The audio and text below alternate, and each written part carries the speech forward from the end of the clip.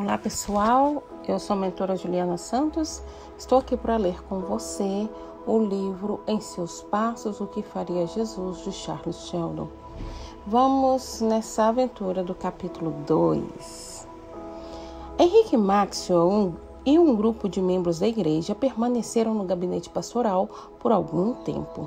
O homem estava estendido no sofá e respirava com dificuldade, quando surgiu a dúvida sobre o que fazer com o estranho. O pastor fez questão de que ele ficasse em sua própria casa. Ele morava perto e tinha um quarto disponível. Raquel Winslow também ofereceu seus préstimos. Mamãe não tem nenhum hóspede atualmente. Estou certo de que ela gostaria de acomodá-lo em casa. Ela parecia bastante agitada.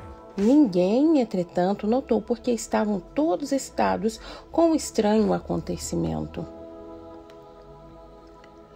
O mais estranho, até então, havia na primeira igreja. O ministro, porém, insistiu em cuidar do homem e quando chegou a carruagem, aquela figura inconsciente foi levada para a casa pastoral e com a entrada daquele ser no quarto que lhe foi destinado, iniciava-se um novo capítulo na vida de Henrique Maxwell. Mas ninguém, nem ele mesmo, podia imaginar a mudança que aquele episódio iria desencadear na vida dos discípulos cristãos de Raymond. O acontecimento causou uma grande sensação entre os membros da primeira igreja. Não se falava de outra coisa durante a semana. Houve um consenso geral de que o homem havia entrado na igreja em condição mental precária por causa de seus problemas e de sua condição física, e que por todo o tempo que lá esteve ele sofreu delírio febril, falando completamente alheio à noção do lugar em que se achava. Era a impressão mais piedosa que se tinha a respeito de seu ato. Havia um ponto de vista comum também de que não houve qualquer amargura ou reprovação em suas palavras. Do começo ao fim, ele falou equilibrada e suavemente, como se fosse um membro da congregação, buscando esclarecimento para um assunto muito difícil. 3 dias após ser levado à casa do pastor, houve alguma mudança em sua condição. O médico comentou sobre isso, mas não deu muita esperança. No sábado pela manhã, seu estado era estacionado, embora tivesse piorado rapidamente no final da semana. Domingo de madrugada, pouco antes de o relógio marcar 1h, ele reagiu e perguntou pela filha se ela tinha chegado. Maxwell providenciara a vinda da menina depois de encontrar uma carta no bolso do enfermo com o endereço onde ela estava.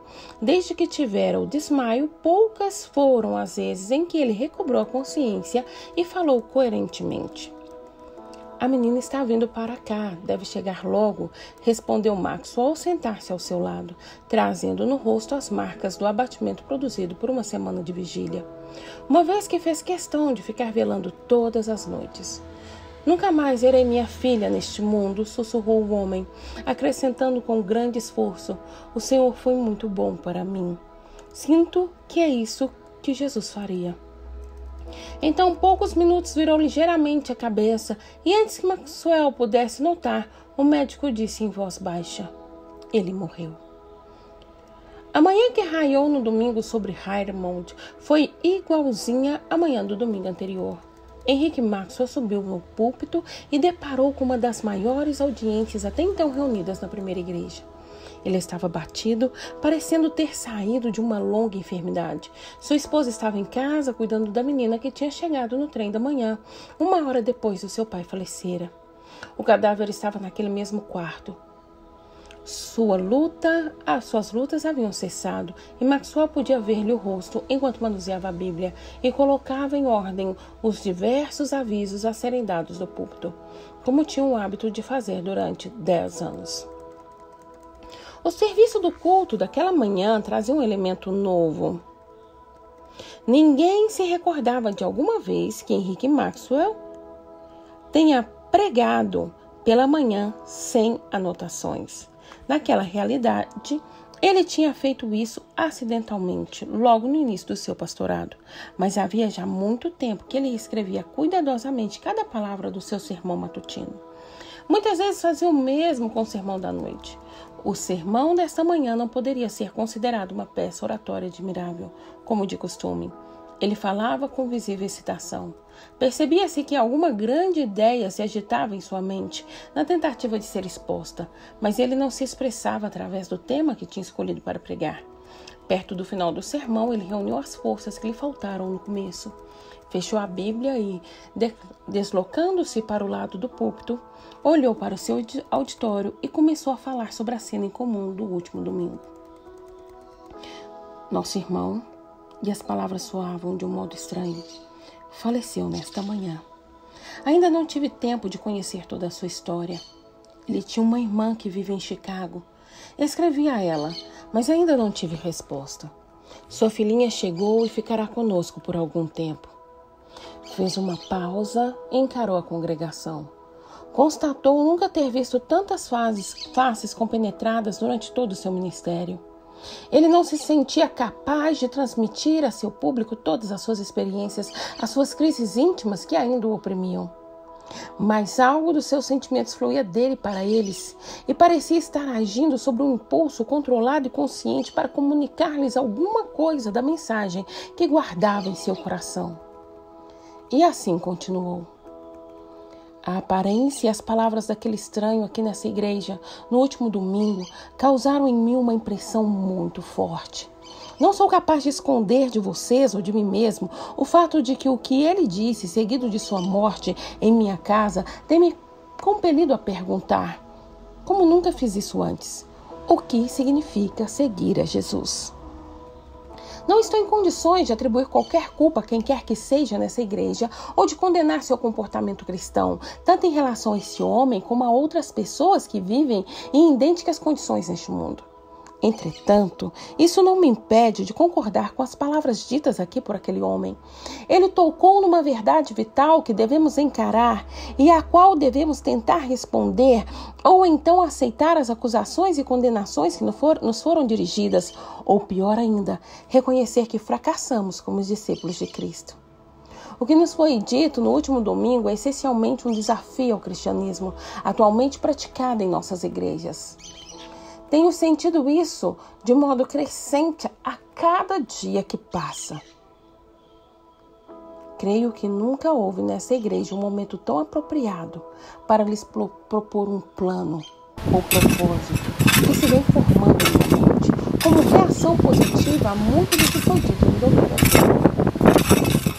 Henrique Maxwell fez uma nova pausa e olhou fixadamente para se encontrar com homens e mulheres consagrados e de peso na primeira igreja. Ele pode ver entre os presentes Eduardo Norman, diretor do Diário de Notícias. Ele tinha sido membro da primeira igreja por 10 anos. Ninguém havia mais respeitado na comunidade do que ele. Lá estavam também Alexandre Powers, geralmente das grandes oficinas da ferrovia de Raymond, um típico ferroviário que tinha nascido naquela atividade. E também Donald Marches, diretor do Colégio Lincoln, localizado no subúrbio de Raymond.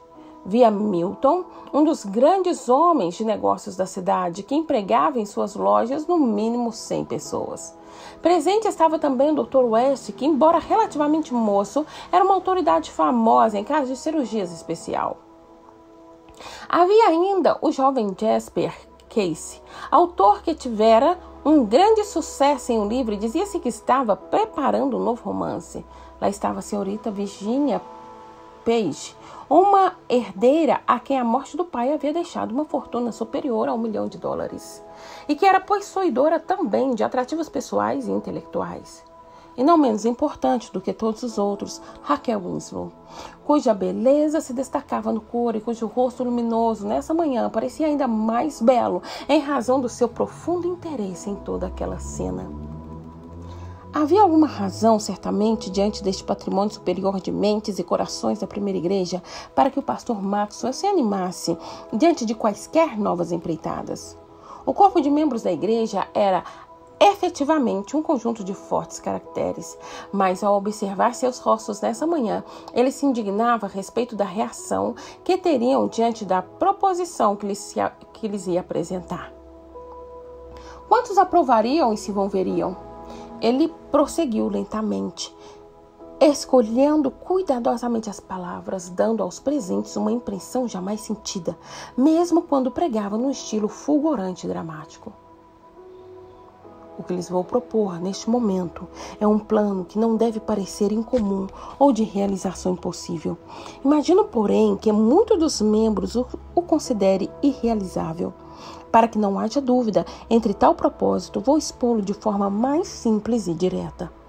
Estou convocando pessoas da primeira igreja que voluntariamente se disponham, devotada e sinceramente pelo período de 1 ano, a não fazer qualquer coisa sem antes perguntar: o que faria Jesus? Depois de fazer essa pergunta, cada um seguirá a Jesus e procederá exatamente como ele faria se estivesse em lugar de cada um de nós, seja qual for o resultado dessa atitude. Vou também associar-me a esse grupo de voluntários, certo de que a igreja não ficará surpresa diante de minha conduta daqui para frente, baseada neste modelo de ação, nem se oporá ao nosso modo de ser e agir de acordo com a vontade de Cristo. Ficou bem clara a ideia? Ao encerrar-se o culto, quero que todas as pessoas desejosas de integrar nosso grupo permaneçam para conhecer os detalhes do plano. Nosso lema será: que faria Jesus? Nosso objetivo será fazer exatamente o que ele faria em nosso lugar, sejam quais forem as consequências. Em outras palavras, estamos dispostos a seguir aos passos de Jesus, tão estritamente, tão literalmente, do modo como acreditamos que ele ensinou aos seus discípulos. E aqueles que se apresentarem voluntariamente assumirão o compromisso de, durante 1 ano inteiro, a partir de hoje, agir dessa forma. Henrique Maxwell fez outra pausa e olhou firme para a congregação. Não é fácil relatar a sensação que uma proposta tão simples causou naquela gente. Os olhares se cruzavam, denotando surpresa e admiração. O ministro nunca lhes tinha falado dessa maneira sobre o discipulado cristão. Havia uma evidente confusão de pensamentos a respeito daquela situação nova. A proposta foi perfeitamente compreendida, mas havia aparentemente grande diferença de opiniões sobre a aplicação do ensino e exemplo de Jesus. O pastor encerrou calmamente o culto com uma breve oração. O organista tocou o preslúdio logo após a bênção apostólica. E o povo começou a levantar-se. Grupos se formaram em todos os cantos e se puseram a discutir animadamente a proposta do ministro. Depois de alguns minutos, Maxwell pediu a todos os que resolveram permanecer que se dirigissem à ampla biblioteca ao lado do salão do culto. Conversou com várias pessoas à saída da igreja e, quando finalmente voltou para o templo, este estava vazio. Encaminhou-se então à biblioteca. Ficou surpreso com o número de pessoas que lá encontrou. Ele nunca menosprezou a capacidade de consagração e responsabilidade do seu rebanho, mas dificilmente esperava encontrar ali tantas pessoas dispostas a engajar-se literalmente nessa prova de fidelidade cristã. Havia provavelmente umas 50 pessoas na biblioteca, entre elas Raquel Winslow e Virginia Page, o Sr. Norman, o diretor Marsh, Alexandre Powers, gerente das oficinas ferroviárias Milton Wright, Dr. West e Jasper Case. Fechou a porta da biblioteca e se colocou diante do grupo. Seu rosto estava pálido. Seus lábios tremiam de tanta emoção. Era uma verdadeira crise em sua vida e na vida de sua congregação. Ninguém sabe até que ponto pode ser conduzido pelo Espírito Divino quando decide mudar o rumo de sua vida. Seus hábitos, suas convicções, suas palavras e seus atos. Ele próprio, como já foi dito, não sabia até então tudo o que deveria passar, mas estava consciente de que passaria por uma comoção no conceito cristão do discipulado. Possuído de um sentimento profundo de consagração que não podia medir naquele momento diante daqueles rostos de homens e mulheres, pareceu-lhe que a palavra mais apropriada a ser dita inicialmente seria uma palavra de oração. Então o pastor pediu que todos orassem com ele. E as primeiras palavras pronunciadas, sentiu-se nitidamente a presença do Espírito naquele lugar. À medida que a oração prosseguia, aquela presença aumentava em poder. Todos o sentiram. O lugar e os corações ficaram de tal modo tomados pelo poder do Espírito como se ele fosse visível. Quando terminou a oração, houve silêncio por algum tempo. Todos tinham as cabeças inclinadas. O rosto de Maxwell estava banhado de lágrimas. Se alguma voz audível descesse do céu naquele instante para sancionar aquele voto de seguir os passos do Mestre, nenhum dos presentes se sentiria mais seguro da bênção divina que lhes foi concedida. Iniciou-se assim o movimento mais solene jamais realizado na primeira igreja de Raymond. Todos compreendemos, disse ele com voz muito calma, o que nos propusemos a fazer. Temos o compromisso de fazer toda e qualquer coisa em nossas vidas diárias depois de fazer a pergunta: que faria Jesus? E seguir seu exemplo independentemente do que vier a acontecer depois dessa decisão. Daqui a alguns dias terei condições de contar a vocês a mudança maravilhosa que aconteceu em minha vida, digamos em uma semana. Neste momento não posso, mas a experiência que vivi deste domingo passado causou-me tal insatisfação com minha interpretação anterior do que significa ser cristão, que me senti convocado a tomar esta posição. Resolvi não começar sozinho. Sei que estou sendo guiado pela mão de Deus em tudo isso, e o mesmo impulso divino deve conduzir vocês também. Será que todos nós entendemos perfeitamente o que estamos começando a fazer? Quero fazer uma pergunta, disse Raquel Wislon. Todos se voltaram para ela. Seu rosto tinha uma beleza fulgurante que nenhum encanto físico poderia jamais criar. Tenho uma pequena dúvida sobre o que exatamente Jesus faria. Quem vai decidir precisamente o que ele faria em minha situação? Vivemos numa época diferente. Há numerosas questões complexas em nossa vida diária que não estão mencionadas nos ensinamentos de Cristo. Como eu poderia, em certas circunstâncias, agir como ele?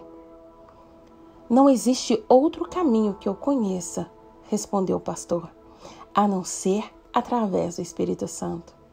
Vocês se lembram do que Jesus disse a seus discípulos sobre o Espírito Santo? Quando vier, porém, o Espírito da verdade, ele vos guiará a toda a verdade, porque não falará por si mesmo, mas dirá tudo o que tiver ouvido e vos anunciará as coisas que hão de vir. Ele me glorificará, porque há de receber do que é meu, e vou-lo há de anunciar.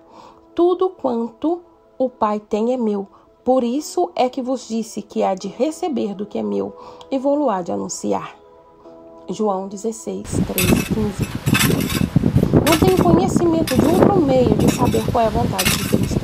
Teremos de decidir como agir como ele, indo a essa fonte de conhecimento. E se os outros nos disserem, quando fizermos certas coisas, que Jesus não faria isso? Perguntou Alexandre Powers, gerente das oficinas ferroviárias. Não podemos impedir que isso aconteça. Devemos, isso sim, ser absolutamente honestos conosco mesmos. O modelo cristão não pode variar na maioria dos nossos atos. Ocorre às vezes que um membro da igreja pensa que Jesus faria alguma coisa e outro crente se recusa a aceitar tal coisa como uma atitude que Cristo tomaria. Como uniformizar um padrão de conduta cristã de modo que fosse possível chegar sempre às mesmas conclusões? Em todos os casos, perguntou o diretor Marsh. Maxwell ficou em silêncio por um momento e em seguida replicou. Não, acredito que não devemos esperar por isso. Entretanto, quando seguimos os passos de Jesus com toda a sinceridade, iluminados pelo Espírito, não posso acreditar que haja qualquer confusão em nossas mentes ou no julgamento que outros façam a nosso respeito. Devemos evitar o fanatismo, de um lado, e ter muita cautela, de outro lado. Se o exemplo de Jesus é aquele que o mundo deve imitar, certamente esse exemplo deve ser praticável.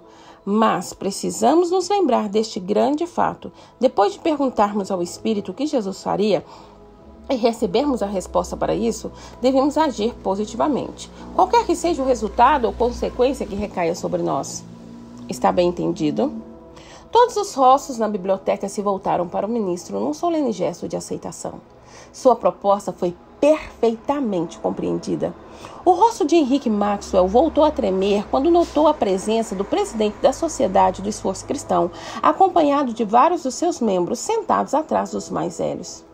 Permaneceram mais alguns minutos trocando ideias sobre detalhes e fazendo-se perguntas, tendo ficado marcada uma reunião dominical regular para que cada um contasse suas experiências ao colocar em prática o plano de seguir Jesus. Como foi combinado, Pastor Maxwell orou novamente. E novamente, como antes, o Espírito Santo se manifestou. Todos inclinaram suas cabeças por um longo tempo. Em seguida, saíram em silêncio. A emoção lhes impedia a fala. Maxwell apertava as mãos de todos ao se despedirem. Em seguida, entrou em seu gabinete atrás do púlpito e ajoelhou-se. Ficou ali sozinho cerca de meia hora. Quando chegou a casa, foi até o quarto onde jazia o corpo morto. Ao olhar para aquele rosto, clamou a Deus por força e sabedoria. Entretanto, não pôde então avaliar que se iniciaria um movimento que certamente levaria a uma série de acontecimentos extraordinários que a cidade de Raymond jamais tinha visto. Fim do capítulo 2.